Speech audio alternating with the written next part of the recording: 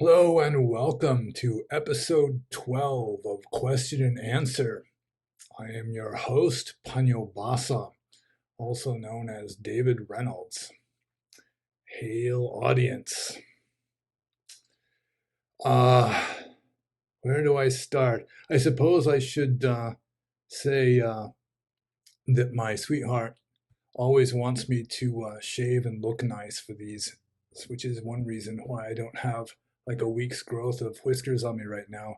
But what it results in is I put off shaving till the last minute, and then I sit in front of everybody with like cuts and razor burns. So please be patient with that. If appearances make any difference to you at all.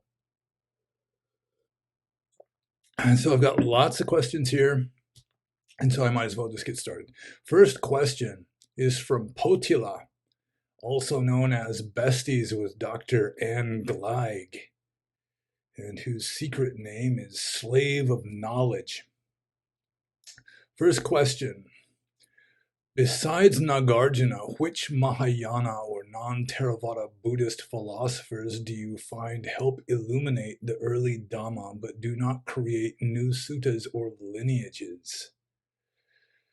Okay, well, just for starters, I might as well throw in the Buddha Charita by Asvaghosha, which is really not breaking any kind of new ground with regard to philosophy or anything, but it is like a standard account of the Buddha's life from a non-Theravada Buddhist perspective, but still it was like pre-Mahayana traditional early Buddhism.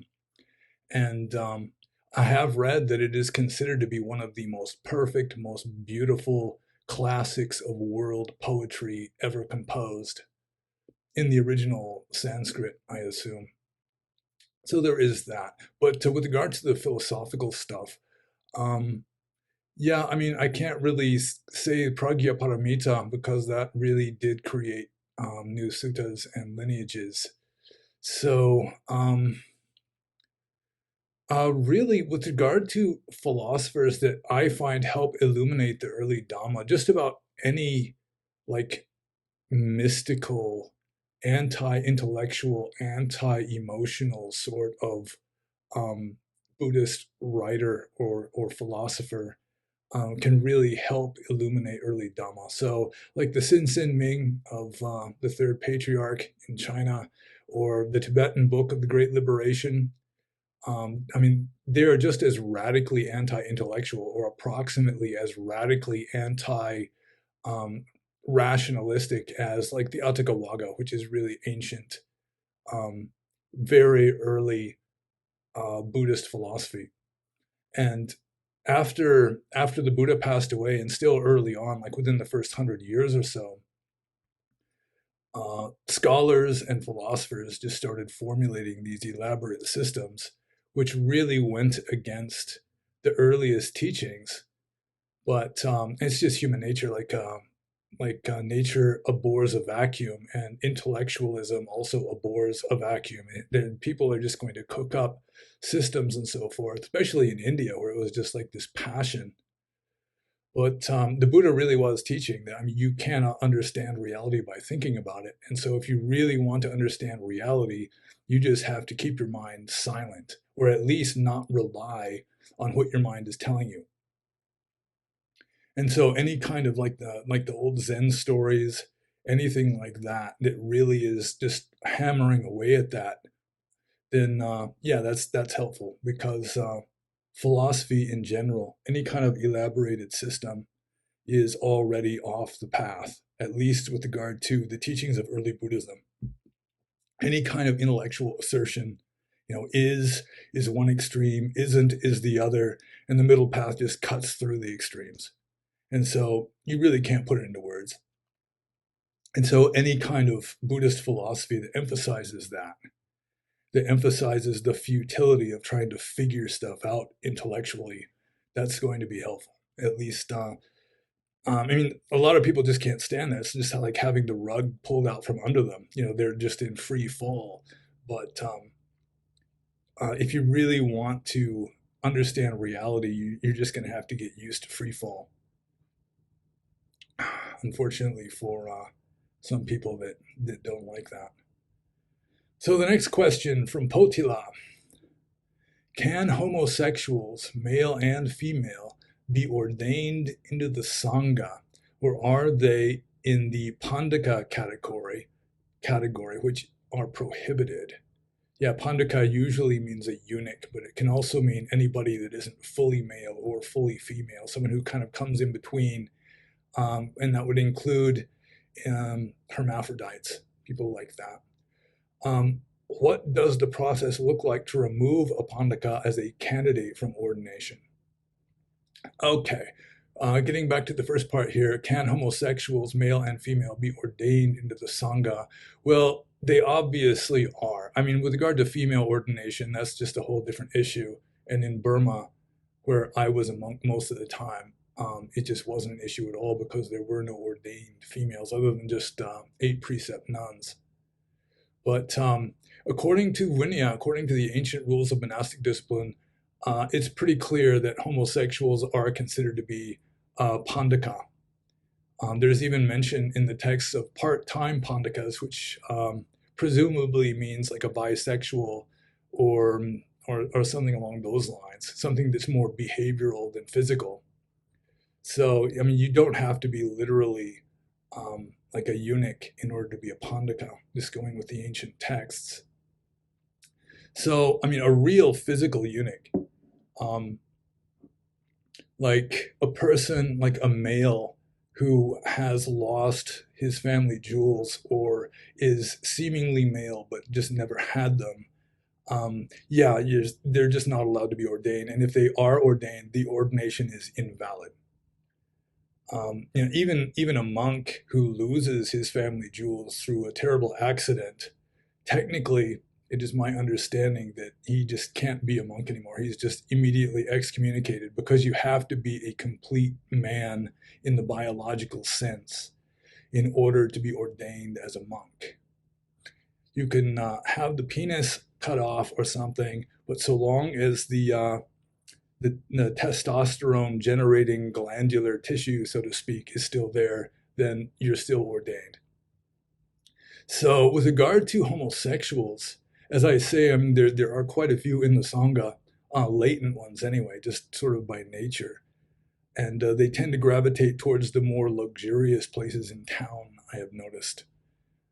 They tend to be pretty rare out in like really rough areas in like forest areas or just really rough sort of forest monasteries, that kind of thing. You know, like austerity generally is not favored by them for some reason. That's an overgeneralization. I assume there are some really tough ascetic ones, but yeah, it's that kind of thing is generally overlooked. I mean, if they're going to actually indulge in homosexual behavior, yeah, then they're just going to be kicked out. They're going to be excommunicated. But then again, like even a heterosexual monk who just indulges in actual sexual activity with anybody, I mean, you're just going to be kicked out for that too. So the process to remove a Pandaka as a candidate, during the ordination procedure, before the ordination actually takes place, the candidate is questioned. And one of the questions is, are you a man? There's another one that says, are you a human? Which is supposed to rule out like non-human beings that are just taking human form. But are you a man is specifically asking, you know, you're not a female, you're not a eunuch, you know, you are a complete male. And so, I mean, that is kind of a filter. But as I say, I mean, if it's just behavioral, then generally they slide through. And it's not much of an issue, I suppose. I mean, I've never heard of a latent homosexual monk being kicked out just for being a latent homosexual.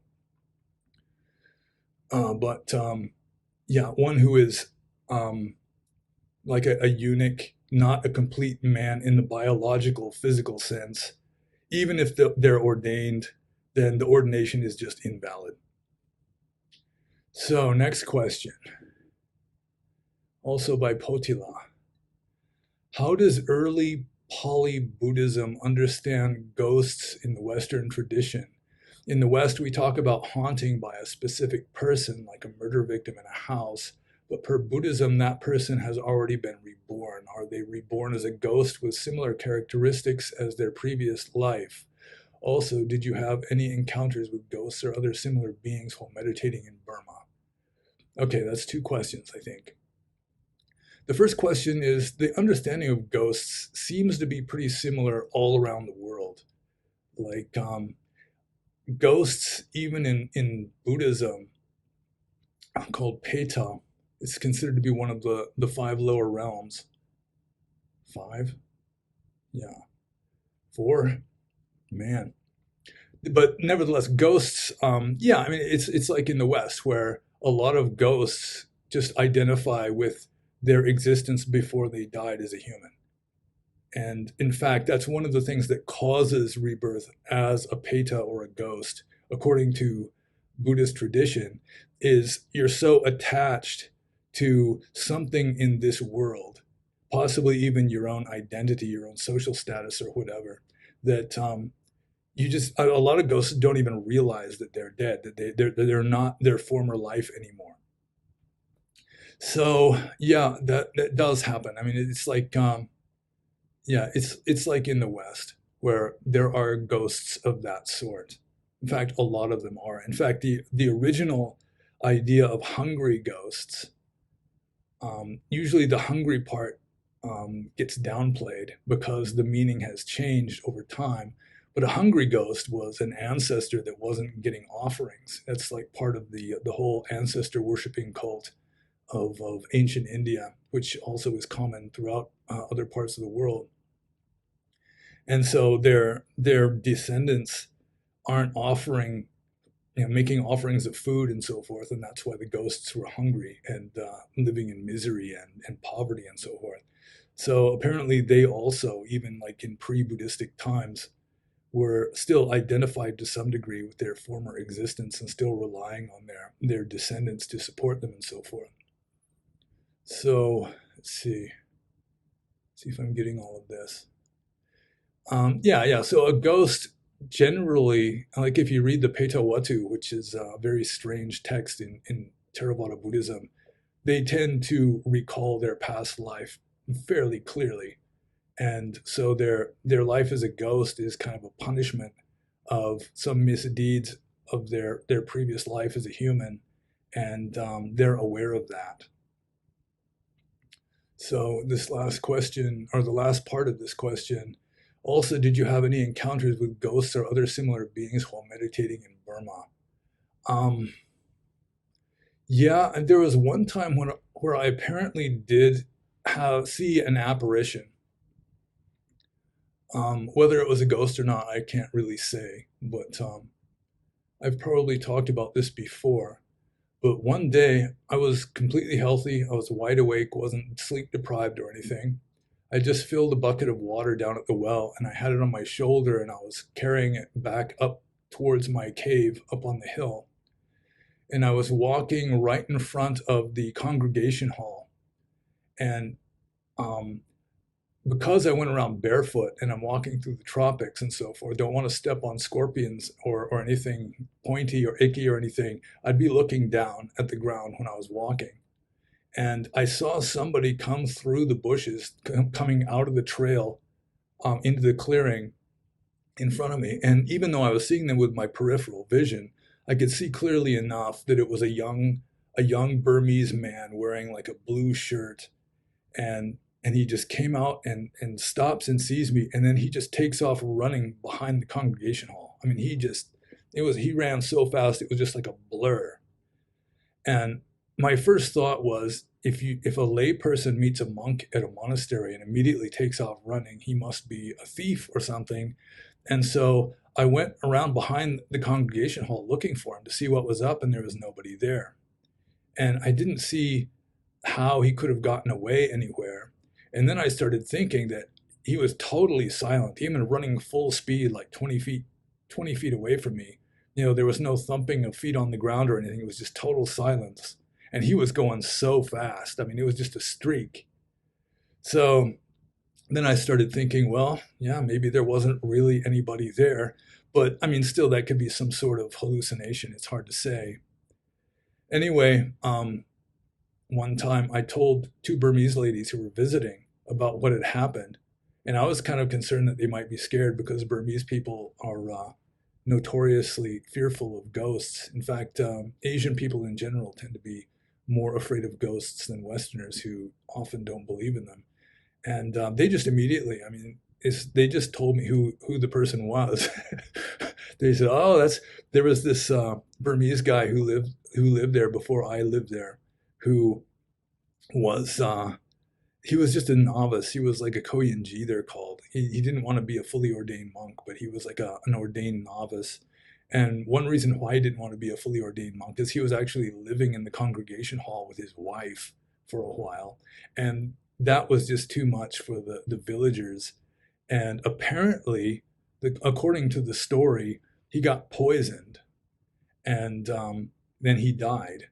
And so, according to the Burmese, anybody who dies an unnatural sort of death is more likely to become a ghost anyway. And so, yeah, they had no doubt whatsoever who it was.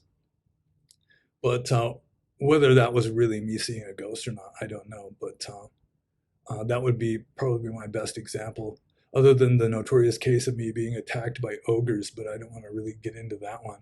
But that also, in my opinion, was just a case of like a waking dream. I had just woken up and I think maybe I was just still dreaming or something. But yeah, I won't bother you with that long story because there's lots of other questions to answer here. So the next question is from Otomo, and he says, issue, what is your own process of dealing with troubled monks,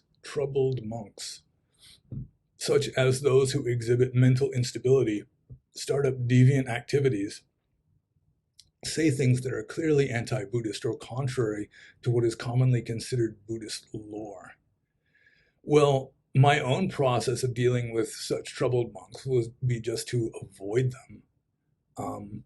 When I was the abbot of a monastery, troubled monks like that, I would either not let them stay, not let them, move in the first place, or if they started exhibiting this kind of troubledness, I might send them packing. There's really not much else you can do. I mean, you can't force a monk to disrobe. A lot of people that are not familiar with the rules of monastic discipline think that like the Sangha can get together and just excommunicate a monk, but the only person who can really excommunicate a monk is himself. And if he's just not in the mood to do that, then all you can really do is just sort of ostracize him and not have anything to do with him. If it really is a case of somebody cracking up, like at a meditation retreat or something, then they might be sent to a doctor, they might be sent to some traditional healer or something like that. They might just be sedated for a little while. But yeah, the Burmese are very tolerant, and you can have really weird monks who, if nobody's really willing to put up with them, they'll just become like the half crazy hermit living in the hut out in the woods. And some people will still support them, maybe because they think that they have some kind of wisdom or just because they're monks. But yeah, that's about it. There's really not much that you can do other than not let them live at the monastery with other monks and cause problems. But you can't really just defrock them or anything like that. You just do what you can, and I assume different situations, different cases would have different approaches, and different monasteries and different abbots would have different approaches. So the next question is from Dog Breath, and he asks, what are the Four Noble Truths? Which is sort of like on a Christian Q&A, somebody asks, who is Jesus? So I'm tempted just to get up and walk away for a few seconds, just for dramatic effect. But let's do this. Okay, Four Noble Truths, which is just basic, just fundamental to Buddhist ethics. I mean, this is like the backbone or one of the backbones. It's the heart or something, it's some vital aspect of Buddhism. And as far as I know, all schools of Buddhism except the Four Noble Truths, the Arya Satya, so that you can really rub the noses of lefties or something like leftist Buddhists by pointing out to them that the Noble Truths are the Aryan truths, because the word Arya in Pali is translated as noble in English. So the Four Noble Truths, the first Noble Truth is dukkha satcha, or the truth of suffering, which is if you exist, you suffer. That, for example, being born is suffering, not getting what you want is suffering, getting what you don't want is suffering, being separated from what you love is suffering, getting sick is suffering, getting old is suffering, usually dying also involves some suffering. And in fact, if you really want to get down to it, according to Buddhist philosophy, even happiness has an element of suffering to it. I mean, nobody is ever 100% satisfied. There's always this lurking chronic dissatisfaction, which it seems to me is really what is just pushing us forwards restlessly through time from one moment to the next. We can't really stay the same from one moment to the next. It's like we're just constantly like mentally fidgeting or something. So yeah, the first noble truth is so long as you exist as some sort of individual being, you are going to suffer. There's going to be this incompleteness to you. There's going to be this chronic dissatisfaction. And even if you're happy, you're not going to be 100% absolutely happy. So that's Arya, that's dukkha satcha, the first noble truth. Second noble truth is samudaya satcha, or the truth of the cause of suffering. And the cause of suffering is desire. The word usually used in Pali is tatna, which literally means thirst, and it's usually translated as craving. And some people will say, oh, that's just like unwholesome craving. But as far as I'm concerned, any desire causes suffering. Even if you are desiring enlightenment, even if you are desiring goodness and truth, that desire is causing you to be set up against reality. I mean, it's like if you are desiring truth, it's because you are dissatisfied with the lack of truth at the present moment. So, I mean, you could say it's a kind of wholesome desire that leads you in the right direction, but it's still dukkha. It may be justified dukkha, arguably, but it's still dukkha. There are some versions of the Four Noble Truths that have the cause of suffering being upadana in Pali, which is usually translated as clinging. Literally it means uptake. And the two are closely linked, like desire and uptake are very closely linked. And both of them could be said to be true. And so, I mean, the point of that is that whenever you are unhappy, it's because you want something. And that's something really important to know. In fact, I've advised people, I've taught kids Buddhism before, and it's like I try to really emphasize that if you know only one thing about Buddhism, if you just remember one thing about it, a very good thing for you to remember is whenever you're unhappy, it's because you want something. And that can be really useful in life, because if you're unhappy and then you ask yourself, what is it that I want? You may realize that what you want is just something totally ridiculous. You know, maybe it's just a rainy day and you want it not to be a rainy day, which is utterly futile, because all the wanting in the world isn't going to make it stop raining. You know, it's just wasted unhappiness, just self-inflicted misery. And speaking of self-inflicted, another implication of this, that all suffering is caused by desire, is that in Buddhism, desire is a volitional state. It is ultimately optional if you are awake enough to realize that it is optional. And so another aspect of Buddhism that derives from the second noble truth is that ultimately all suffering is self-inflicted, that we are causing it to ourselves. So that's the second noble truth. Samudaya Satcha, the truth of origin, or of the arising of suffering. The third noble truth is Nirodha Satcha. And the third noble truth is very simple logic based on the first two. In fact, it's just a logical consequence of the second noble truth. It's like if suffering is caused by desire, then suffering ceases when desire ceases. So that's the third noble truth, is that suffering ceases when desire ceases, because desire is the cause of it. In fact, I mean, I'd even go far to say that suffering and desire are just synonymous ultimately, that you can't have one without the other, that they are simultaneous, and just you can't divide them up. I mean, they're essentially the same phenomenon. So the first noble truth you can see for yourself through experience, especially if you're very sort of sensitive and can really look into things deeply and at a very sensitive, like refined level. The second noble truth, that also you can at least partly verify through your own experience. And the third noble truth is just simple logic. If the second noble truth is true, then the third noble truth also is true. And then the fourth noble truth is Magga Satcha, which is the truth of the path. And the truth of the path is essentially that there is a way leading to the cessation of suffering. And traditionally, that is explained as the Noble Eightfold Path. So the Noble Eightfold Path is generally considered to be the fourth noble truth. And the Noble Eightfold Path is Samaditi, or right view, Sama Sankappa, or right mental action, right thought, right attitude, Sama Vacha, right speech, Sama Kamanda, right action, Sama, let's see, uh, what is it? It's right livelihood, Ajiva, Sama Ajiva.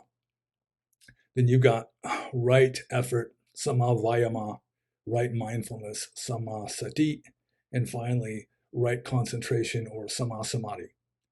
So right view is basics of Buddhist ethics, like actions have consequences, for example. Even believing the Four Noble Truths could be considered right view, so it's kind of circular in that respect. Sama Sankappa, or right mental action, right thought, right attitude, is mainly having good thoughts, avoiding bad ones, or at least staying neutral, avoiding negativity, and avoiding like really harsh, violent kind of stuff, avoiding greed, hate, and delusion in your thoughts. Then comes samavacha, right speech, which is mainly not lying, being truthful and honest, also not being abusive, not bad mouthing people behind their back, not indulging in pointless gossip, that sort of thing. Next is sama ajiva, right livelihood, which is mainly making a living in an honest and relatively harmless manner, which would include not killing as part of your job, not being a fisherman, for example, not selling poisons, not selling drugs, which unfortunately would even include like a checker at a grocery store who's selling beer or rat poison or something. Not dealing in animals for slaughter, not dealing in slaves, which would include pimps. Mainly just making a living that is honest and really not harmful to others. So then we come to, oh wait, I skipped sama kamanda, which is right action, which is mainly keeping the precepts, not killing, not stealing, not indulging in sexual misconduct, and not taking intoxicants which cause heedlessness or cloudedness of mind. Then sama vayama is right effort, which is usually traditionally interpreted to be the four right efforts, which is the effort to cultivate good good traits or good habits that you don't have yet, the effort to maintain and improve good traits, good habits that you already have, the effort to get rid of bad habits or bad traits that you've already got, and the effort not to acquire any new bad habits in future. Then you've got samasati, which is right mindfulness, which is essentially being aware of the situation in the present moment. And there's a lot said about that, and I really don't want to go into like a long um, discourse on mindfulness. But yeah, there's plenty of information on that, and that's really what most Buddhism in the West is based on. Really, is primarily mindfulness. And then finally, you've got Sama Samadhi, right concentration, which is considered in some texts to be like the apex, just the culmination of the other seven, and that is it's defined in like the Mahasatipatthana Sutta, which is the Bible of the Vipassana movement in the West, as the four jhanas. So it's like the four levels of contemplation, or you can just say it's like the four levels of meditation.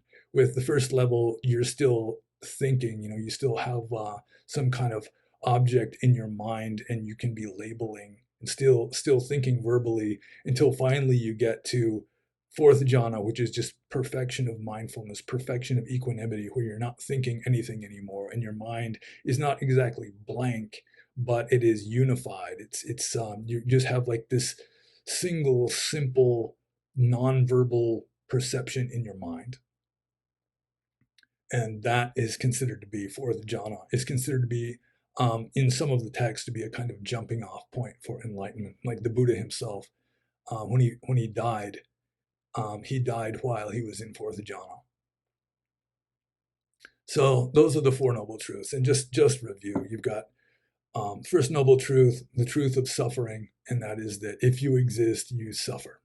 Second noble truth, samudaya satcha, the truth of origination, is that the cause of suffering, the origin of suffering, is craving or desire or attachment, just insisting upon things being a certain way, being at odds with reality, just friction against the way things are.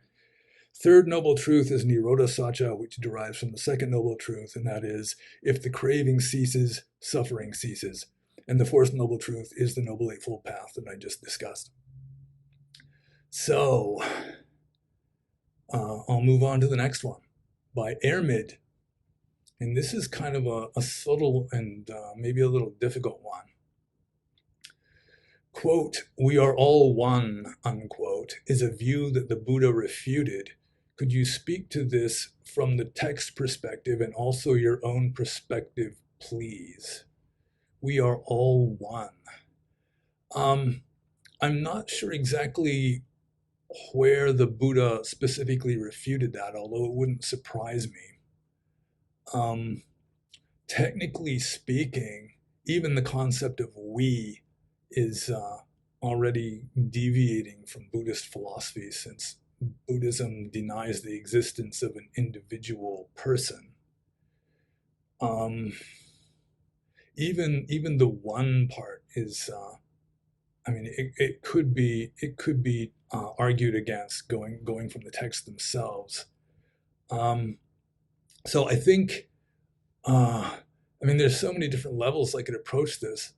We are all one.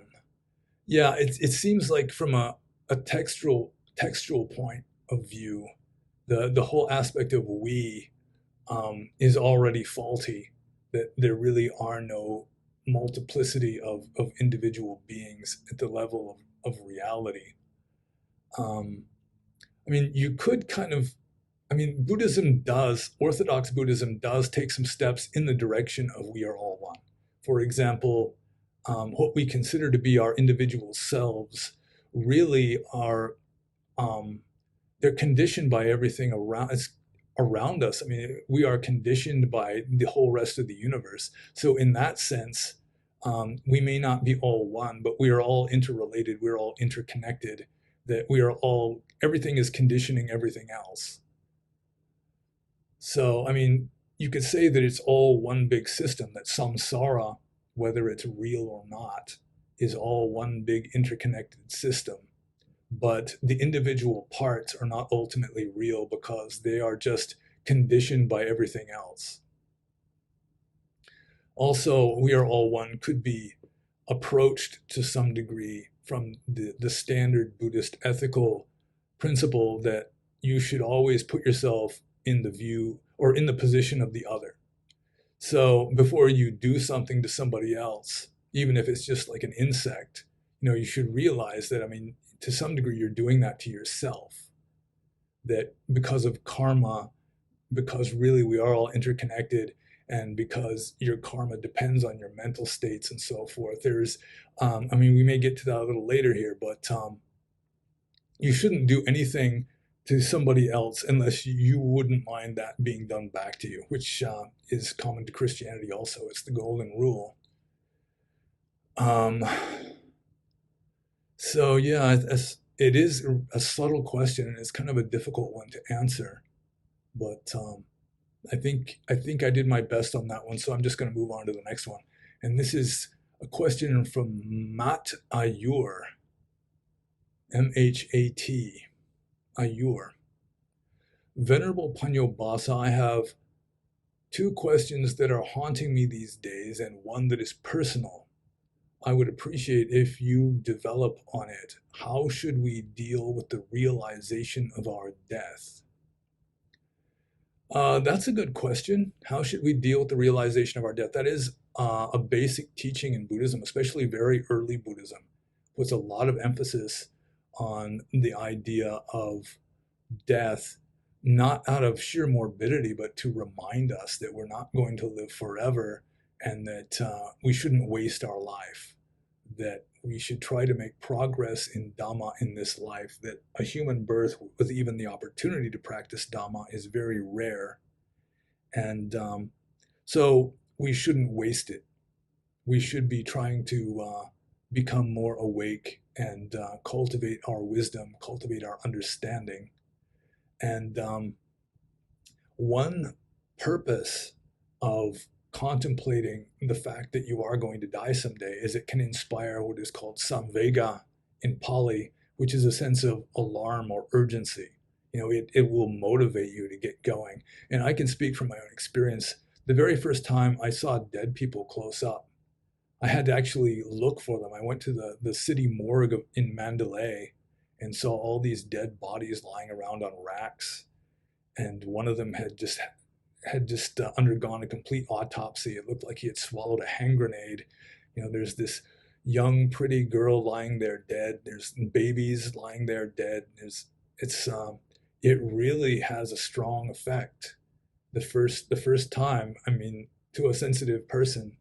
And after I walked out of that morgue, I'm looking around, and there's the young guy flirting with the girls, and the little kids laughing and giggling and playing, and everybody's going about their business. And I just felt like this saying, why? How can you be so happy? You realize what's in this building back here?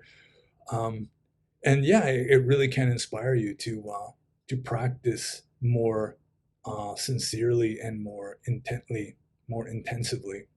So that's one of the benefits of it is, I mean, you realize you're not going to live forever. You realize that, you're just going to keep getting older and older, and your body is eventually going to break. Even the brain that supposedly is generating your personality is going to break and stop working, and that's going to be it for this time. And so, uh, yeah, I just don't waste it. Don't just spend all day just playing video games or watching TV or whatever, or just wallowing in some kind of unskillfulness, just hating on people on the internet or something. Yeah, try to do something positive. It doesn't mean you have to go out and really accomplish anything and get famous in a worldly sense, but you should at least um, try to understand yourself, try to understand reality as well as you can. So that kind of leads to the second question here, which is similar, which is how should Buddhists prepare themselves for their own deaths? And I assume he's talking about Buddhists that, I mean, they're not really on their deathbed yet. Yeah, that would be like a different kind of question, I assume. Maybe I can get into that a little bit too. But you prepare yourself for your own death partly just by reminding yourself, maybe just on a daily basis, just once a day or something, that you really aren't going to live forever, that the body that you're wearing now is going to break, the brain that's generating your thoughts is going to break and not work anymore. And so you really should make as much progress as you can. That's the best way to prepare yourself for your own death, is just try to be ready for it. Try to cultivate some equanimity too. I mean, you are going to die. Everybody dies, and so I mean, it shouldn't be considered too terribly horrible. It shouldn't be too scary. You shouldn't be terrified of dying. There's a lot worse things that can happen to you than dying. But that's one way of preparing yourself, is realizing that everybody does it. Everybody. So it can't be too terribly horrible, I suppose. How to prepare yourself for your own death. If you believe in rebirth, then that can help take away some of the sting, I suppose. But mainly, you prepare yourself for your own death by trying to live a good life, so that if there is an afterlife, it's not so scary. You're less likely to wind up someplace bad because of the bad choices you made in this life. So that would be one way of preparing yourself for your death, is just live as good of a life as you can, so that even if there is something after death, it's much less likely to be something like hell-like. With regard to someone who is actually near death, you're lying on your bed for the last time, you're not going to get up no more, then standard Buddhist ways of preparing yourselves for that are just try to keep your mind positive, try to think of positive things, try to think about good deeds you have done, try not to think about bad deeds you have done, and then just lie there wallowing in regret and remorse and despair, because that just leads you downwards. Because it is a common belief in Buddhism, also in Hinduism, that your last conscious thought is very important in determining the direction you take after you die. So some people will say that the most important moment of your life is your last one, because really that your entire life is just preparing for death. You're preparing for your final moment, because that's going to be a major determinant on what direction you go after you die. And it doesn't mean it's like your last moment is all there is to determining what your next life is going to be, because there's all this karma also that you've got deep down inside your stream of consciousness or wherever. But yeah, I mean, you should, when you're near death, you should try to think as positive and wholesome and uplifting of thoughts as possible, so that you will be moving in a positive, uplifting direction. Or at least you'll be pointing in that direction. Maybe you've done bad things your whole life and you somehow manage to die with a positive mental state. But even so, I mean, the karma is going to work itself out, but at least you're going to be moving, you're facing in the right direction, or at first, the beginning of your next life or some such. So, I mean, it's just the standard story. I've said it many times. Like when Mahatma Gandhi got shot, his last words were "Hey Ram," not "Oh God," like in the movie, although that could be a literal translation. But "Hey Ram," he just wanted his mind focused on God as he died, because that would help determine what happened to him after he died. So the next question from Mahat Ayur is it a problem for a Buddhist to be a game developer and play video games? Thank you very much for your teaching and lessons. Technically speaking, being a game developer is not wrong livelihood. I mean, it doesn't tick any of the boxes that you're supposed to avoid in order to have right livelihood. I mean, you could say it could be a borderline case if you're like selling a game that has virtual weapons in it for you to kill virtual enemies. Then, I mean, you could be indirectly promoting unskillful, unwholesome mental states, or you're making a video game with like big bouncy titties on the female characters that might inspire some lust or something. But really, as a layperson, uncompromising saintliness is generally not really an option. You're just going to have to accept that there is always going to be a certain amount of unwholesomeness or unskillfulness in what you do. Even people that uncompromisingly keep 5 precepts, just as strictly as they can, still, if they believe that they exist, they're still making bad karma, because that's based on delusion and all this. So yeah, it's if you really want to get down to it, I mean, it's like, should you eat meat because it encourages the killing of animals, or all these things? There's all these considerations. Should you pay taxes because your taxes go to bombing foreign countries and killing people and that sort of thing? Um, Really, whether what you do is right or wrong depends upon your own volitions.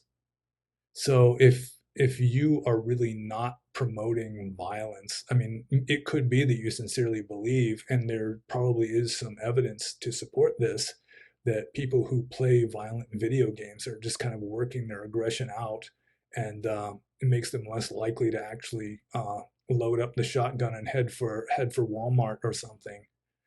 Um, so it just depends on your own attitude. It depends on your own volitions. So I really don't see it as a problem for a Buddhist to be a game developer and play video games. As a monk, I played a few video games myself. So yeah, I even like killed zombies and stuff as a monk. I wasn't like dedicating my life to it or anything. Um, but still, I mean, listening to music and eating meat and these kind of things. I mean, you can say it's not absolutely 100% saintly, but then again, being absolutely 100% saintly is just not an option for most people anyway. So, yeah, it depends on your own volition. So you should just introspect and see if your being a game developer and playing video games is causing your mind to go in a negative direction or not. And if it is, then it may be a prudent choice to change directions. So the next question is from Bodhisattva 969. From time to time, I donate to a forest monastery in Thailand. How does this affect my karma? Well, the way it affects your karma depends upon your volitions, because volitions are karma. There's like the standard famous quote in the text, which is Chidanaham bhikkhave kamam vadami, which is the Buddha saying, monks, I say that karma is volition. That really what is called karma is like Schopenhauer's will. It's like the motive force of your mind. So if you donate to a forest monastery in Thailand, the effects of that will depend on your will, upon your mental states. Like, why do you do it? I mean, if it's just like some kind of greedy investment, I mean, it's like you're just doing it in order to earn spiritual points or something. I mean, it does work. The Burmese are real spiritual materialists as a general rule. They see merit or karma as a kind of spiritual money. Like there's the novel George Orwell, Burmese Days, where Upo Chin, who is like the villain of the story, he's doing all this bad stuff, and he's really the villain of the story. And his wife is the traditional little Burmese lady who just keeps warning him that he's an evil man and he's going to go to hell. And Upo Chin says, "Oh, you don't know anything, because I'm going to build a pagoda." And he just thought that by building a pagoda, it was just going to erase all of his sins, so to speak. But at the end of the story, he has a stroke before he builds the pagoda, and so he's just kind of screwed.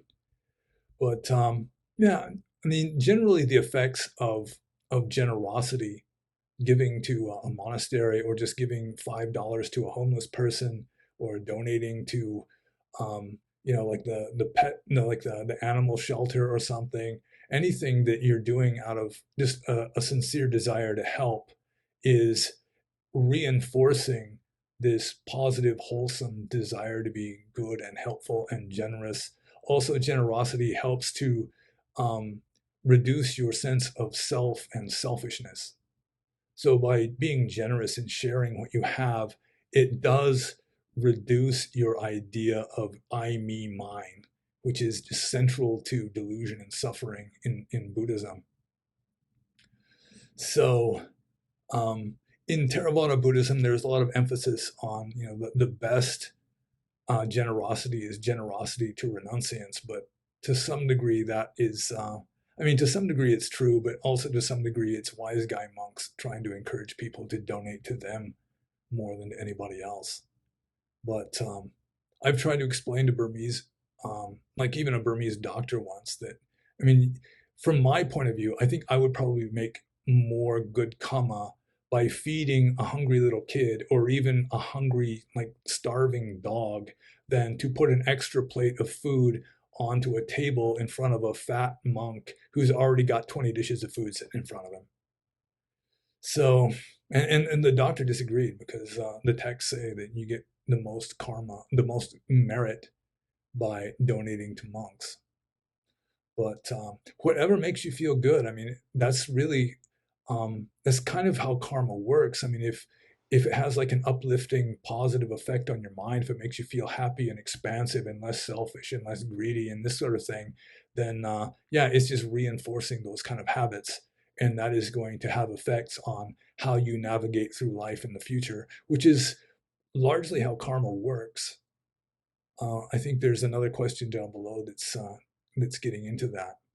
But yeah, so ultimately you could answer that question better than I could because you know your own volition and how you feel when you do it better than I do.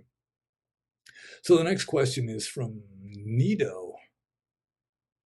He says, "Hi, David, could you do a video on how to deal with different experiences arising during meditation, which the Zen Buddhists call Makyos?" Makyos. Well, this is sort of doing a video. That's part of a video anyway. Um, but the thing is here, I don't know what Makyos is. I suppose I could just do research on these questions, but I'm pretending like I'm just being asked right now. And yeah, I don't know what Makyos is. So I'm not sure what the different experiences are arising during meditation that are implied here. But I can say that just going with standard Theravada Buddhist, like Vipassana meditation practice, it doesn't matter what arises, you just note it and let it go. Or if you've gone beyond noting, then you just go straight to let it go. You don't take it seriously, it's just irrelevant. And even St. John of the Cross taught this kind of stuff to his disciples who were practicing contemplation.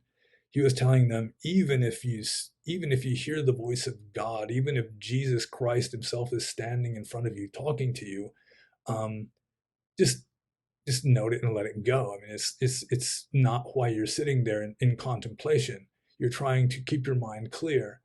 And so if it's something important, if God really wants to tell you something, then he'll let you know. But still, like the devil can impersonate anything he wants, and you really shouldn't just take it at face value. It could just be a delusion or something. And so really, you just cut through it. You just let it go. It's you don't feed it. You don't just keep. You don't pursue it. It arises, and then you don't react. You just see what arises, and then you see it pass away because you haven't sustained it by clinging to it and pursuing that. So that would be, again, I don't know what Makyos are, but that would be how to deal with any kind of different experiences that arise during meditation that really aren't the object of meditation.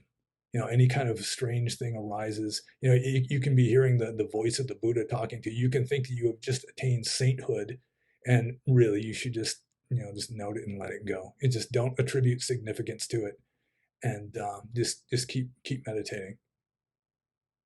Next question is from Nardi. Can a man which is paying a bad karma live a good life through mental awareness and acceptance of whatever comes? Yeah, that is true. Let's say in a past life, or for whatever reason, you're living a life with lots of hard knocks. You've got bad health. Maybe you were born with some sort of disability, and maybe you had really bad parents. You're living in a bad part of the world, but still it is possible to live a good life. That is your choice. It may be more difficult because you don't have the momentum going in that direction, but still it is possible. You do have that ability. And mental awareness definitely helps, and accepting whatever comes is crucial. it's like, something bad happens to you. From the Buddhist point of view, I mean, ultimately you brought it upon yourself through your own karma. But even if you set that aside, um, if bad things happen to you, then you have the option of just reacting, just having a meltdown or being triggered, getting upset, or you start blaming somebody or just ranting or whatever. This always happens to me, on and on and on. Or you can just accept what happens with as much equanimity and fortitude as you can muster and just keep moving forwards. So it's like, um, I mean, this kind of life of bad things happening, in a way, is just sort of the life of a layperson too. A monk can be trying to live just a neutral life with, everything staying pretty much the same from one day to the next.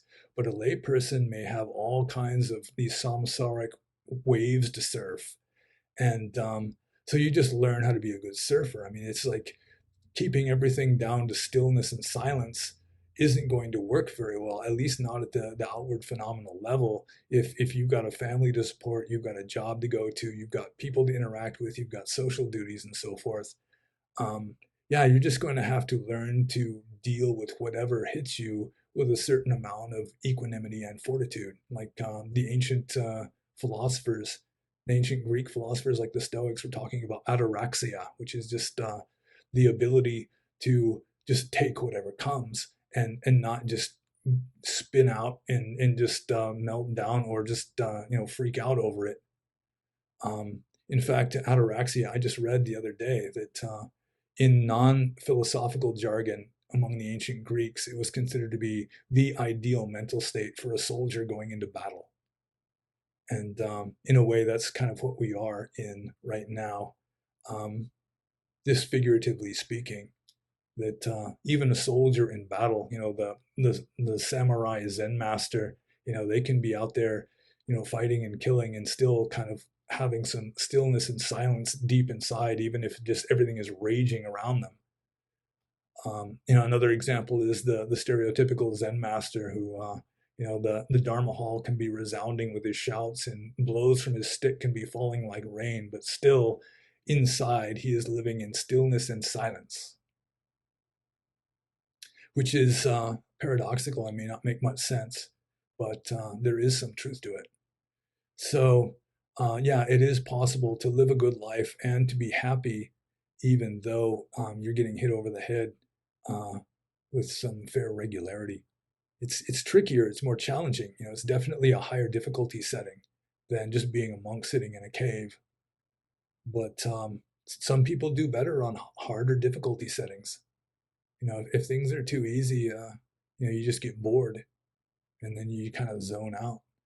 So it could be that just continual challenges work best for some people, and the challenges aren't what you choose. That's one thing that make them challenges, is that you don't want them to happen. You're not expecting them. You don't really want it to happen, but it just happens, and so you have to learn how to deal with that. And yeah, that's one thing that I've been saying for years and years, is that's one of the weaknesses of being a monk nowadays, is that everything is so easy and predictable that they are lacking in necessary challenges. As a general rule, I mean, not always, but that does happen. Whereas being a layperson, so long as you don't lose your awareness, I mean, so long as you don't just get completely lost in the matrix, so long as you don't start believing that Plato's cave really is reality, then yeah, I mean, you can still make real profound practice. And I'm betting my life on that now, because as you can see, I'm not wearing monk's robes anymore. So, next question from Nardi.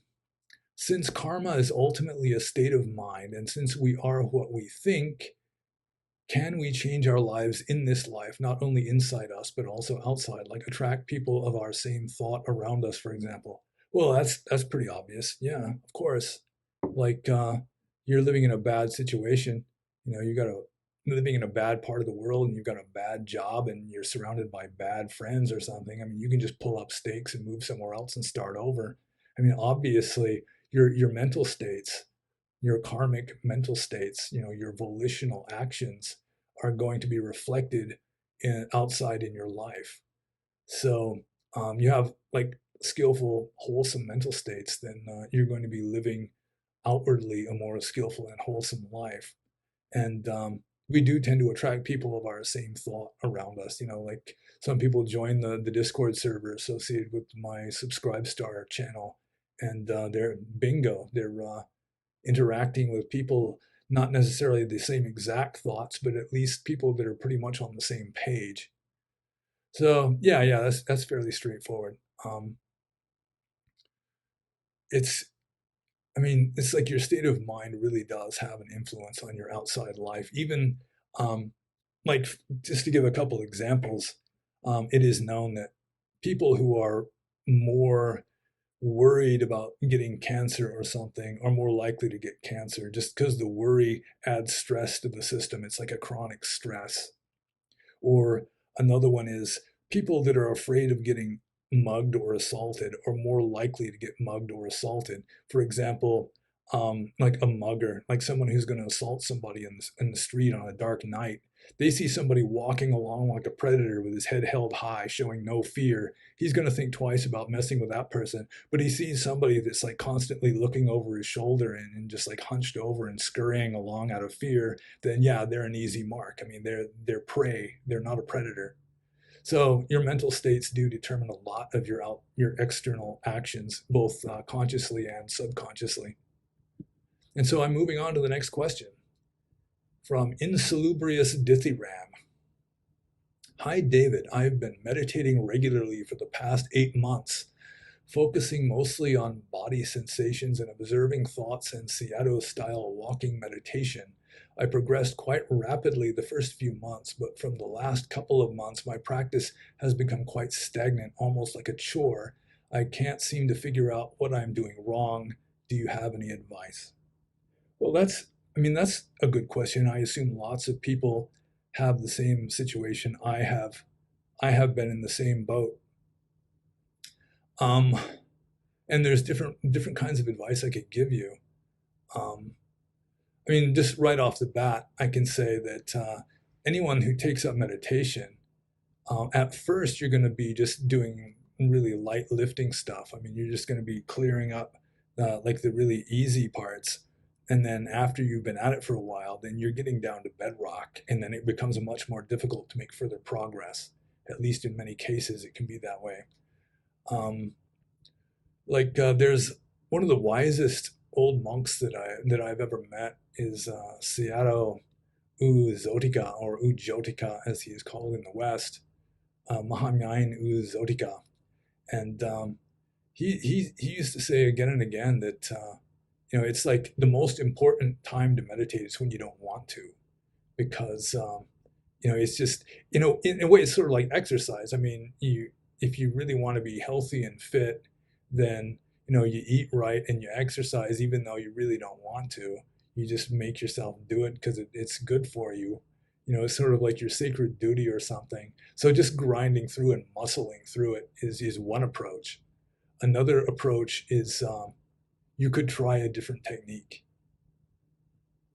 Um, yeah, I mean, that is a possibility too.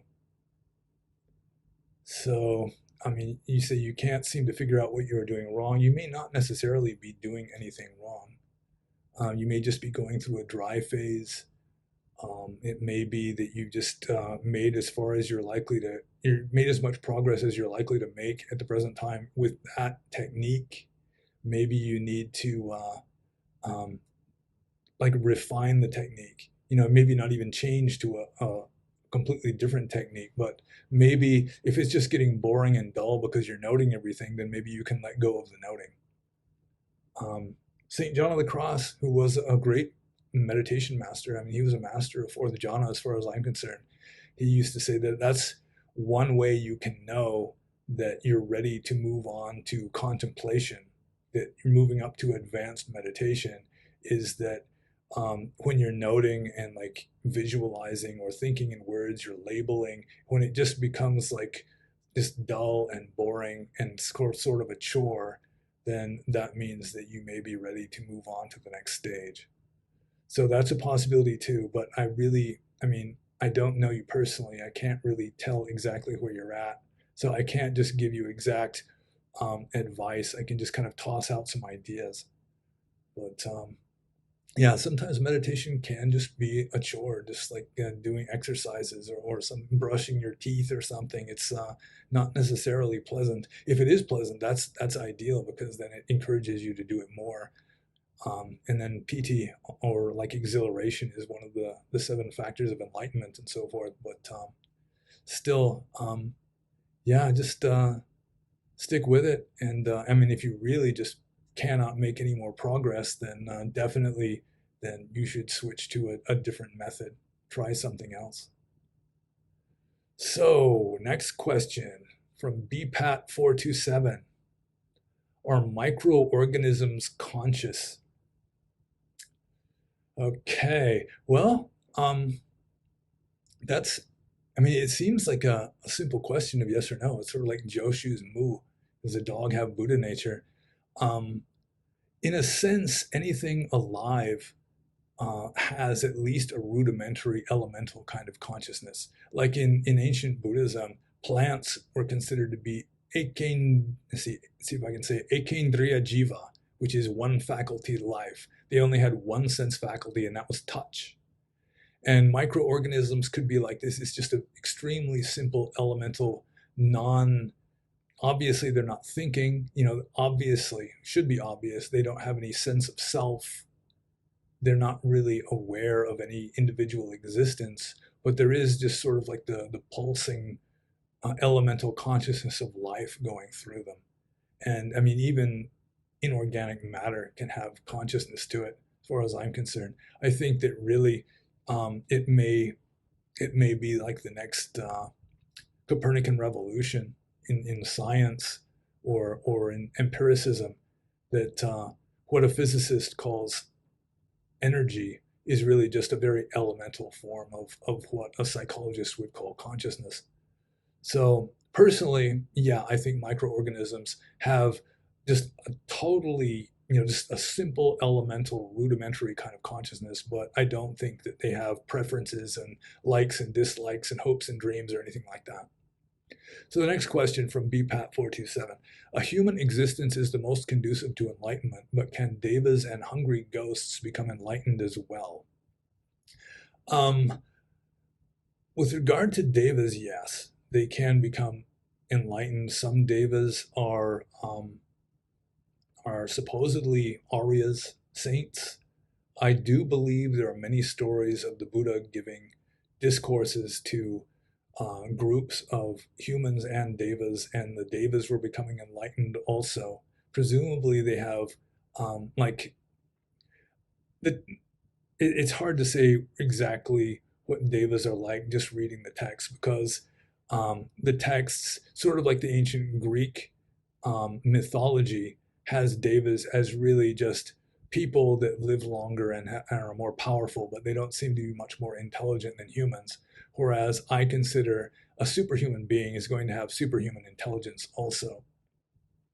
So I think that they would be at least as capable of liberating insight as us. Although traditionally in Buddhism, um, they live such a pleasant life that they're not as motivated as we are.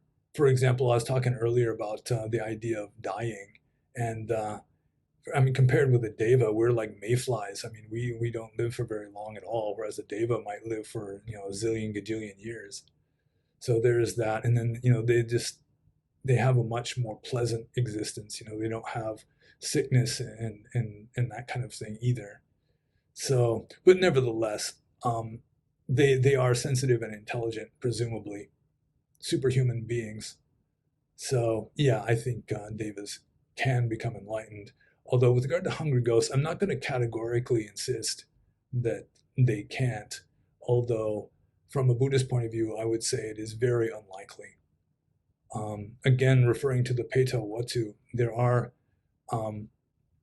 ghosts, not necessarily hungry ones, that they're so afflicted that they can't really make progress, but then eventually the affliction ceases and then they become like devas. Because really, in the Buddhist cosmology, there's like a continuum with ghosts at the bottom, and then like devas, gods at the top, and then it's just sort of like this there's like this intermediate state where, the highest ghost and the lowest god are pretty much the same being. So, yeah, I mean, most ghosts, it's my understanding. I mean, their mind is full of mud. They're just like semi-conscious. They're like in a stupor all the time. And I won't say it's absolutely impossible, but the odds of their becoming enlightened, of them really having profound, liberating insights, are much lower. But who knows? Maybe a Buddha would know just the right thing to say to them to really cause something to click deep down. Okay, next question from BPAT427. What do you think of dialectical monism? And this is like the Makyos up above. I really don't know what dialectical monism is. It just seems like an oxymoron, like a contradiction in terms. Like monism is just like, simplicity. It's just like singleness, whereas dialectic is complicated philosophical argumentation. So using complicated philosophical argumentation to arrive at utter simplicity, I mean, it has been done. It can work. I mean, that's kind of what Nagarjuna was doing, just demonstrating ruthlessly that all arguments can be just picked apart into nonsense. And then, I mean, you're just using the mind to kind of tear itself down, sort of deconstruct itself. So yeah, I mean, I'm just kind of babbling now because I don't even know what dialectical monism is. So I'm just going to move on to the next question, also from BPAT427. Have you ever made a kasina disc? If so, could you give instructions? I have never personally practiced kasina meditation other than very informally. I can get back to that, the closest I've come to kasina meditation. But I have been instructed on how to make an earth kasina disc. And I mean, making a kasina disc is really simple because all it takes is just a colored spot that's about the size of a plate. So you just get like a big square of white paper or some neutral color, and you just get a colored spot, like red, yellow, blue, and that's it. You've got a kasina disc. And then you put that up on the wall and you gaze upon that and meditate on that. With regard to earth kasina, the instructions that I received from my preceptor was you just make like a slurry of mud, and then you paint the mud onto the surface, in like a circular, like a disc form, and then let it dry, and there you go. You've got an earth kasina. The closest I ever came to kasina was when I was living out in the woods, and I'd be sitting there just gazing out at the forest, and my eyes would just rest on a roughly circular patch of green that was a different color of green than the surrounding green, and then I just let my gaze rest on that and just sort of contemplate the simplicity of the green. But yeah, I mean, to make a kasina disc, all you need is just a colored spot that's, yay big around, and there you are. It's very simple. You wouldn't have to paint it. I mean, you could just have it printed up or something. You'd probably find one. Yeah, just get a plate or something that's the right color if you wanted to do a colored one. So the next question is from Captain Haddock. And he says, I was wondering if you'd consider doing a video about Paticca Samuppada. The Tibetan depictions of this seem very profound but very arcane. Oh my. Paticca Samuppada. People hit me with these things. Paticca Samuppada is dependent co-arising or dependent origination, it's called a lot of the time. Conditioned genesis. There's lots of different names for it, which indicates that very few people really understand it. It is controversial, sort of like no self in Buddhism is also controversial. So you've got all these different explanations of it. According to legend, the Buddha himself, after he became enlightened, almost just became a hermit and didn't start Buddhism because he figured nobody would understand Paticca Samuppada. And then, according to the legend, Brahma had to come down out of heaven and beg him, saying that there are some people with little dust in their eyes that will be able to benefit from it. So, I mean, if the Buddha himself almost became a silent hermit Buddha because he figured nobody would understand Paticca Samuppada, I mean, who am I to try to explain this? I kind of understand it, and mainly Paticca Samuppada. I mean, forget the 12 Nidana theory. Um, if you really want to understand Paticca Samuppada, I'd say your best book to read would be Nagarjuna's Mula Majjhimaka Karika. That's very profound. He does give lip service by dedicating one chapter or so to the 12 Nidana theory, which had already become orthodox. But the 12 Nidana theory, in my opinion, was just sort of a patch up job, that it didn't originate with the Buddha himself, that it evolved over a period of at least 100 years. I've done a little bit of study on that. One of my few contributions to Buddhist studies in an academic sense, I suppose, would be um, my description of the evolution of Paticca Samuppada, which can be found in an article called "What Did the Buddha Really Teach?" on nipapancha.org. Um, but there's another interpretation of Paticca Samuppada, which is simply this being that is. In this arising that arises, this not being that is not, in this not arising that ceases, or in this ceasing that ceases. And mainly it's getting back to what I was talking about earlier, where everything is conditioning everything else. Nothing has an individual self essence. Everything appears to exist as an individual simply because it is viewed in relation to everything else. So nothing really has an individual self-existence or a self-identity, that it's all relative or conditional. And there's one strange sutta. It's one of my favorite ones because I like the strange ones. In Bhikkhu Bodhi's translation, it's called The Cosmologist. It's in the Samyutta Nikaya. I don't remember what number, but a worldly philosopher, like a Charvaka, or kind of like an Epicurean in ancient Greece, goes to the Buddha, and he asks him, I mean, is the Buddha, see, what is the first one? He asks, does everything exist? Does the world exist? And then the Buddha just says, well, that's the oldest philosophy of the world. So then he says, well, then does the world not exist? And the Buddha says, well, that's the second philosophy of the world. And then the cosmologist says, well, is everything one? And then the Buddha says, well, that's the third philosophy of the world. And then the cosmologist says, well, is everything multiple? Is it multiple? Is it more than one? And then the Buddha says, that is the fourth philosophy of the world. And then he says, the Buddha teaches the way by the middle, which just cuts through all of that. So, I mean, it's just a mind blower to think that there is a middle path between exists and doesn't exist, or between one and more than one.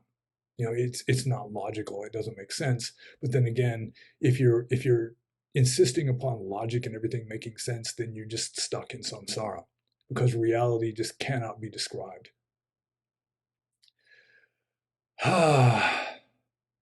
So yeah, I mean, I'm just kind of sitting here making noise, because if the Buddha couldn't explain it to people, I mean, really, he considered it to be one of the most important aspects of Buddhist philosophy, and still almost nobody understands it. Like in Burma, they just memorize the chant of the 12 Nidanas, and I'm not even going to really, I'm not going to go into it, but saying Oizo Pisya Thinkara Pisya Vinyana. I'm just, it's just this list of this causes that, and that causes this, and this causes that, and they call that dependent co-arising, but it's just a list of terms that they have memorized and repeat like parrots, and think that they understand it. So, Captain Haddock's second question here. Also, what's your opinion of nimittas? Do you get them? I've had one all my life, but never knew it. When I got into meditation, it really came to life. Okay, so a nimitta in Pali, the English translation is usually something like sign, like sign. So it's like a manifestation of a form. It's like an image. And in the commentarial tradition of Theravada Buddhism, if you start experiencing a nimitta when you meditate, which often is just sort of like a white circular cloud, or like an oval, or sometimes you can even have like an image of the Buddha sitting in meditation. You know, it's some sort of image that appears in your mind when you're meditating. According to the commentarial tradition, that is a sign of upachara samadhi, which is sometimes translated as access concentration or neighborhood concentration, which is the stage right before you go into first jhana. So in the commentarial tradition, like as written by or edited by Buddhaghosa, it's really important because you're not going to get to first jhana even without going through this stage of neighborhood concentration.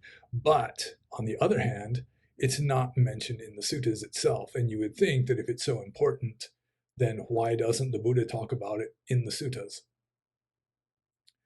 And in fact, when the Buddha talks about meditation, if he's talking about nimittas at all, he's talking about animitta, where you're not trying to have nimittas at all. I mean, the best meditation has no signs, no images whatsoever. You're just getting into just like absolute simplicity of mind. But before you've gotten to that stage, before you're in fourth jhana or whatever, then yeah, I mean, it's like seeing anything else, I suppose. See, Captain Haddock here asks, do I get them? I have experienced nimittas. For me, it was sort of like a white, kind of a duck egg kind of oval. They just appeared in my mind when my meditation was getting relatively deep. But I don't. It's sort of like what I was talking about above. I mean, you shouldn't attribute any great significance to that. Just note it and let it go. It's like, so what? Okay, it arose. That's fine, but don't attribute any great importance or significance to that. So I think I'll just move on to the next question, which is from Chaplin. And this is kind of an easy one. Chaplin was, she allowed me a softball on this one. Do you believe that Buddhism should be pushed? Do you believe that Buddhism should be pushed onto others via racially profiling certain ethnic groups that are traditionally not drawn to Buddhism on their own? An example would be American Dharma halls that frequently do membership drives to target Black people, then give those minorities teaching positions based purely on their skin color, despite their lack of experience or knowledge. Well, obviously, I'm totally in favor of this because I insist completely upon diversity, equity, and inclusion. Not. Yeah, I mean, it's to use diversity hires for Dharma teachers makes no more sense than using diversity hires for surgeons or airplane pilots. I mean, you want the most qualified person for the job, regardless of like race or gender or anything else. I mean, if they know the stuff better than anyone else, they're the ones who should be sitting up front teaching it. With regard to like the recruitment drives to attract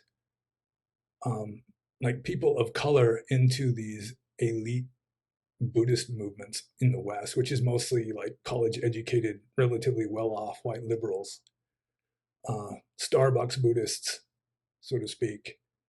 The membership drives. I mean, it's mainly to assuage the conscience of these people that really don't like the idea that they're in a kind of white elitist movement.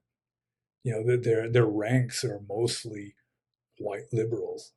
And so just out of shame or embarrassment more than anything else, as far as I can tell, they're trying to recruit as many non-white people as possible, which is kind of strange because most Buddhists in the West probably are not white anyway, because most Buddhists in the West are probably Asians who are just practicing the Buddhism that they brought to America with them or that their parents brought to America with them. So yeah, it's like they don't really want to be involved in this Asian immigrant Buddhism. So they start up their own white Buddhism and then they're embarrassed because they're so white. And then they try to attract people that ordinarily would not be attracted to Buddhism. And I mean, I'm not even going to go there with regard to explaining why it is that, say, Black people or Hispanic people do not enter Buddhism in the same numbers as white liberals do. Uh, yeah, we don't even need to go into that. But I mean, just I've been talking about this relatively recently, where there is more diversity, equity, and inclusion now than there was in India in the Buddhist time. And the Buddha was a fully enlightened being, presumably, and even he wasn't doing membership drives trying to get low caste Shudras or Aboriginal hill tribes to join the Sangha. So this is not anything enlightened. This is just more ridiculous leftist politics. So let's see. I'll just move on to the next question then, because I've already ranted on that issue plenty recently. Let's see, Chaplain's second question. When you wake up each day, what is the one thing that still boggles your mind and makes you think, wow, I'm not a monk anymore? That is a good question, although when I wake up each day, really, there's nothing that really boggles my mind in that respect, because even when I was a monk, I was just me pretty much. And now when I wake up in the morning, I'm still essentially the same me. There are some changes, but most of the really radical changes, it seems to me, are deep down, and some of it's just like subconscious. And I can get into that a little bit, but really, it's like I do have some holdovers from being a monk that I'm not completely cured, so to speak, of being a monk. For example, like when my sweetheart offers me some food sometimes, and she's a really good cook, so she offers me food, and I'm glad to receive it. But when she puts it down in front of me, I'll reach out quick to touch the plate before she lets go of it, just so it's properly offered still. It's strange, and it's just like this habit of 30 years. I mean, I can just help myself to whatever's in the fridge, but still, if somebody puts food in front of me, just this instinctive habit of reaching out quickly to touch it before they let go, so that it's properly offered. And it reminds me of I'd been a monk for several years, when still I would have these habits. Like I'd wash my face and there'd be like water drops on my forehead. I would just go like this to like shake the hair out of my eyes, because I used to have long hair, and usually you feel that feeling of some kind of light pressure on your forehead. It means your hair is getting in your face. So I would just kind of like try and get my hair out of my eyes when I didn't have hair, or a lot for years. Like if I was going to leave my cabin or something, I'd be going out the front door. I'd slap my behind just to see if my wallet was in my back pocket. And I didn't have a wallet anymore. I didn't even have a back pocket. But it took years before that stopped. And also, it took more than 10 years before I was a monk in most of my dreams, in which I was participating in a dream. Um, yeah, I'd still be a layperson in my dreams most of the time for like the first 10 years as a monk. But kind of getting back to the subconscious aspect of this, um, yeah, I mean, deep down, there really is something inside me that's been a monk for so long. It's just not letting go of being a monk. And that really, I mean, it's difficult for me because I don't have any conscious control over it. It's just there. And like with regard to like the sweetheart that I just mentioned, it's just such a radical change for me to share my life with another person, that it's taking some. I have to relearn how to be a normal human. And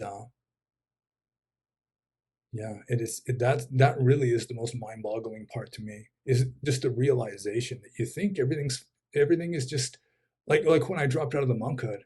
I mean, there was no real crisis or anything going on. I was quite willing to do it. I just seemed obviously the thing to do, like the right thing to do. And so, I mean, there was no like existential crisis or anything like that, but still, just deep down, you have these deep habits that have been there for years and years, and it takes some relearning or reprogramming or something. So just getting back to this question and answering again, when you wake up each day, what is the one thing that still bogs your mind and makes you think, wow, I'm not a monk anymore? If there's anything at all um, along those lines, it's just that just realizing that I can just go into the kitchen and help myself to anything I want. Anything there, it doesn't have to be offered properly. I can just make it myself. I can just go in there and pour a glass of orange juice, for example. I couldn't do that for 30 years. I can just go in there and fry an egg if I want. It's just, I mean, that in itself is such a strange and radical change in my life. Um, and that's like the every morning thing. Yeah, there are other things that are just as radical, even more so, but they're not involving me waking up each day and just realizing I can just go in and make myself breakfast. So I might as well just move on to the next question from Shawarma Dharma. To interpret religious texts literally seems to preserve their vigor over many years in the hearts and minds of the people. To interpret religious texts metaphorically allows for greater depth of understanding and a more nuanced knowledge base, but it seems to weaken or breaks the spell of its influence over the people. What is better for the development of Dhamma in the West, to promote a literal understanding or to embrace a metaphorical reading? Well, a literal interpretation of scriptures usually results in rigid dogmatism, with people just clinging to the words and thinking that's good enough. Whereas a more metaphorical reading mainly just allows people to reinterpret the scriptures in any way they please. If they don't like something, they'll say, oh, that was just a metaphor or something. But with regard to like Theravada Buddhism, it seems pretty clear that your best bet is to interpret it the way it seems that it was meant to be interpreted. That when the Buddha talks in parables, he makes it clear that he's talking about parables. Like the parable of the raft, he's not talking about a real raft. It's just a metaphorical raft. So it's pretty obvious to me that the Buddhist texts were written relatively objectively, that if there are symbols and like symbols and metaphors and similes and this sort of thing, then they're pretty obviously that way. That they weren't trying to sneak in metaphors.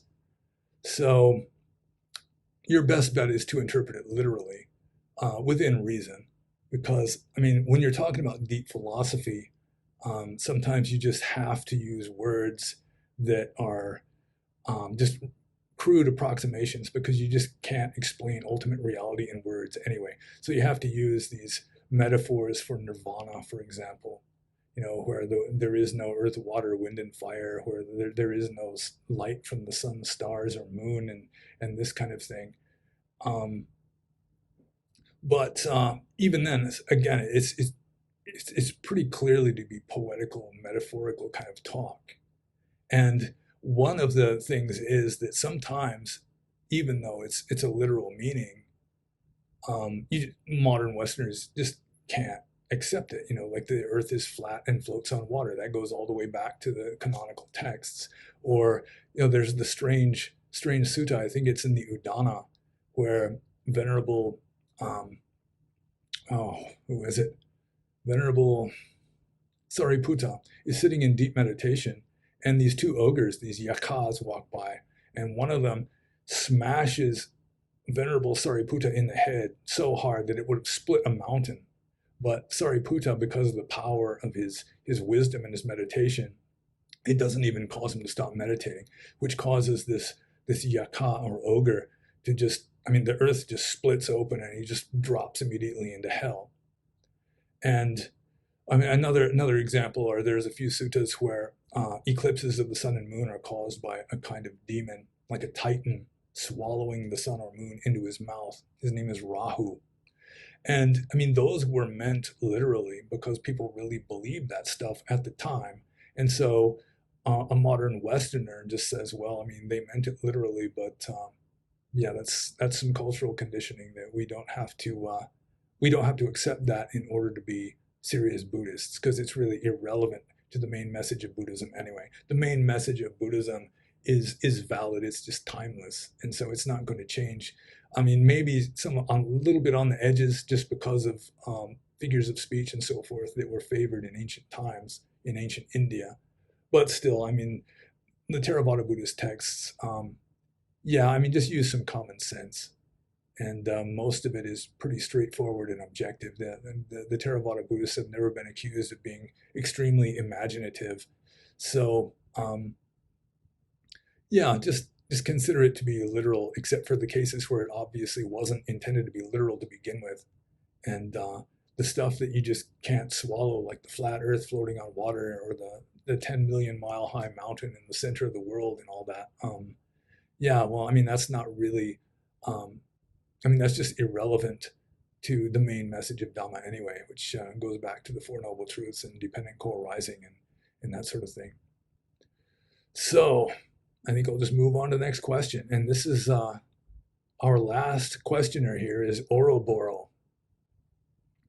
And he asks more than one, but this one is, am I right in my understanding that karma is therefore more of a direct result of action? For example, I'm always angry, so people will avoid me, leading to me being lonely, as opposed to a magical mechanism. For example, I kill a fly and will therefore get hit by a car a week later. This interpretation would also contain the notion of good versus bad in a cosmic sense, as there is seemingly no correlation between the two events except that I categorize them as bad. Okay. The magical mechanism, there's not as much difference between these two interpretations as our friend Oroboro seems to imply. For example, I mean, it's as I've said, karma is a mental state. It is volition. It is like the will. It's the motive force of your mind. And it's kind of a good way of looking at it, is that we are dreaming our way through life. We are creating this world for ourselves. And a person who does lots of bad things is more likely to have bad dreams. A person who does lots of good things is more likely to have good dreams. So it's like, let's say you kill a fly. I think it's kind of an exaggeration here to think that someone who kills a fly will therefore get hit by a car a week later. But let's say you just have this really negative, hostile kind of mind, very angry, very crude, and you don't think anything of killing a fly while just like yelling in rage at it, just cursing it. And then that kind of attitude is more likely to have you in a position where you do get hit by a car a week later.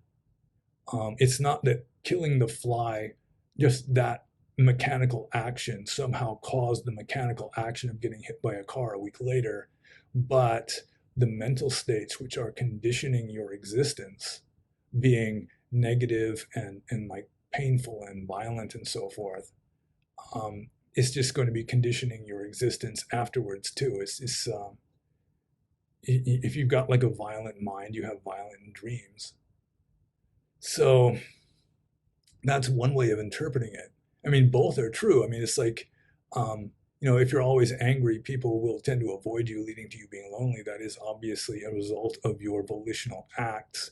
But also, if you've got like this really crude, like dark, negative kind of a vibe to your mind, then you're going to be conditioning, dark, crude, painful events in your life, because you can call it magic or not, but I mean, I'm really not a materialist. Maybe Oroboro really is a materialist who's sold on like scientific realism and so forth, who really thinks that there's like atoms and molecules flying through space, even with no conscious mind there to perceive them. In which case, yeah, it could be that he would consider my own attitude to be magical thinking. But nevertheless, really our mental states do determine the events that happen to us. Like, just going with physics, let's say Oroboro here is a scientific materialist, and there still is this notion that before an object is perceived, it's in a state of like quantum randomness. It is indeterminate until a perceiving mind collapses the state vector, so to speak, and then you got something like discrete that's happening. It's not just this nebulous cloud of possibilities. It collapses down to one of those possibilities, and the the mental states of the person who is collapsing that state vector can determine how it collapses. So that could be like a materialistic way of explaining how karma works in some way, where it's just the quality of your mind is collapsing the state vector and determining what is happening in your surroundings, in accordance with the quality of your mind. But even good people can have bad dreams, and bad people can have good dreams, and it's a lot of that. Maybe most of it is just deep down subconscious stuff that you don't have any conscious control over. Okay, let's see. I think maybe I answered that, and it's such a strange, nebulous kind of question. It's kind of hard to answer it. So I'm just going to move on to the next one because it's similar. Is reincarnation to be understood physically? For example, I act bad as a human and then reborn as a donkey, as opposed to a philosophical concept. For example, I practice mindfulness and will be reborn tomorrow as a new me.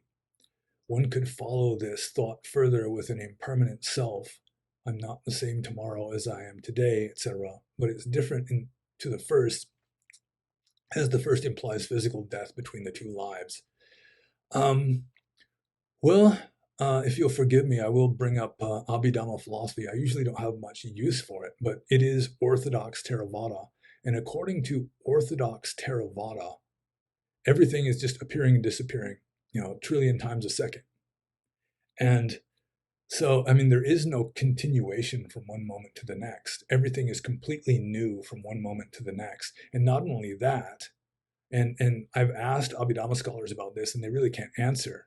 But if everything disappears, you've got existence and then non-existence and then existence again, then that new existence isn't even caused by anything. It's just arising out of nothing because the previous cause had already ceased to exist before the result even arises. So it's arising from nothing. And so really, I mean, you could say that we are really just ceasing to exist every moment. And it is a similar mechanism, I believe, to how reincarnation or rebirth works, because there is no linking cause. Like David Hume, who is considered to be possibly the greatest Western philosopher to write in the English language, or at least he used to be, he pointed out that there's really no way of proving cause and effect. All we see is that one thing follows another thing consistently enough that we say the first thing causes the second thing. But it could be that it's just similarity.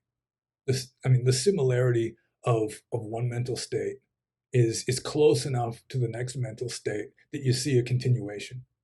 And that could be the way reincarnation works. It's just the similarity of my mind.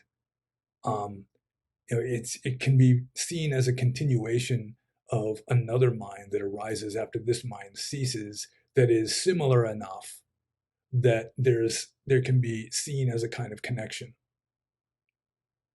But yeah, we're just wandering into metaphysics here, which is kind of dizzying, I think. But yeah, it's the whole idea of similarity being really what links one moment with the next or one life with the next. It's something that I take very seriously. I think it may be correct, but it's very difficult to explain, especially in a few minutes. And we've already been going for quite a while here. So I'll just go to the very last question. This is the last question, also from Oroboro. And he's linking this to the previous one. If it's the first, which is that it's reincarnation is to be understood physically, that, for example, his example is he acts bad as a human and then is reborn as a donkey. Would it still make sense to follow Buddhist thought tradition even if one does not share that belief? So apparently the question is, even if you don't believe in reincarnation, can you still be a Buddhist? And um, it leaves some it leaves some loose ends, but like the Four Noble Truths are just as true whether there is or is not reincarnation. Like suffering is caused by desire. I mean, that is true regardless of whether there is reincarnation or not. If the consequences or actions have consequences. I mean, that's true regardless of whether um, there is reincarnation or not. So I would say that a lot of people who consider themselves to be Buddhists in the West really don't have much use for reincarnation, or for that matter, even for like nirvana, um, or to some degree for karma either. So, but they still consider themselves to be Buddhists. I mean, you may be a heretic, but welcome to the club. I'm a heretic too. Like don't have much use for Abhidhamma philosophy or the commentarial tradition, which makes me literally a heretic from the point of view of Orthodox Theravada. But one thing is, I mean, even if you don't believe in reincarnation or karma or something, then if you practice and you meditate deeply, then insight will continue to develop, and who knows, maybe you'll see the light and you'll see the truth of it a few years down the road or something. But with regard to if you don't believe in reincarnation, could you still be a Buddhist, or should you still follow it? Does it make sense to follow it? Um, I mean, yeah, I mean it's good to follow it as much as you can, or as much as you're willing to accept. That even just realizing that suffering is caused by desire, and that suffering ultimately is always self-inflicted. I mean, even that, like I was telling people, like I was saying earlier, it's like if you understand or remember only one thing about Buddhism, just one thing, then realize that it's whenever you're unhappy, it's because you want something. And ultimately, it's your choice to want it or not, if you have enough consciousness to take responsibility for that. So, I mean, that's true regardless of whether there's reincarnation or not. So, yeah, just accept as much of it as you're able. I mean, it's all good, really, unless you just want to accept the silliest parts of it. I mean, if your Buddhism just amounts to insisting on the existence of Mount Meru in the middle of the earth, the flat earth floating on water, then yeah, you might not get much benefit from that. But there is like some really profound wisdom to Buddhist philosophy, and as much of it as you accept is good, even if you're not going to accept everything. I mean, I don't accept the flat Earth on water or that kind of thing. So I'm a heretic too, maybe not quite as radical of one, but yeah. So just accept as much as you can, and anything that's useful. I mean, you can be an eclectic. You don't have to just be pure only Buddhist or pure only Presbyterian or whatever. I mean, if whatever seems to work for you, I mean, go with that. I mean, there's no monopoly. I don't think there's an absolute monopoly on enlightenment. I don't think Theravada Buddhism is the only way to possibly become enlightened. It works, at least for some people, apparently. But yeah, I don't know if anyone is absolutely 100% orthodox unless they're just such a boring dogmatist that they don't have an original thought in their head. So yeah, good luck to everybody, and I think we're done. Let's look here. Yeah, I've been talking for a long time. Okay, so I guess we're done. And if you have any questions, you're welcome to ask. You can ask them in the comments below, or you can ask them on my Subscribe Star channel after I make an announcement. Or if you are one of the privileged ones who is in on the Discord server, you can ask in the Q&A room there. And I go through all of that and make up my list. And then I sit here with my razor burn and cuts on my face and answer your questions. So I think we're done, and be happy.